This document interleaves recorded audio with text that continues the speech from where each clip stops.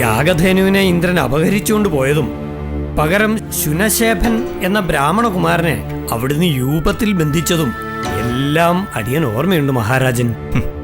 എന്നിട്ടാണോ വീണ്ടും ഒരു യാഗത്തിന് നമ്മെ പ്രേരിപ്പിക്കുന്നത്?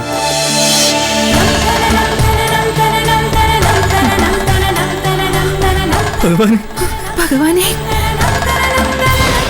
അംബരീഷനെ തകർക്കാനുള്ള വഴി തെളിയും.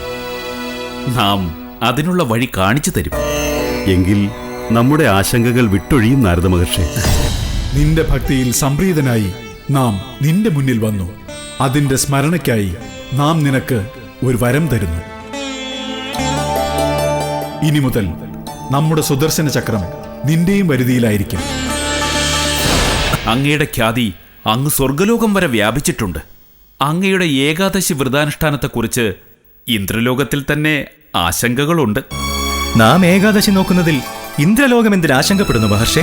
നാം അങ്ങനെ ഊഹിച്ചുകൊള്ളാം. പക്ഷേ നമ്മുടെ ഊഹം ഇന്ദ്രന്റെ ആശങ്കകൾ അകറ്റില്ലല്ലോ മഹാരാജൻ.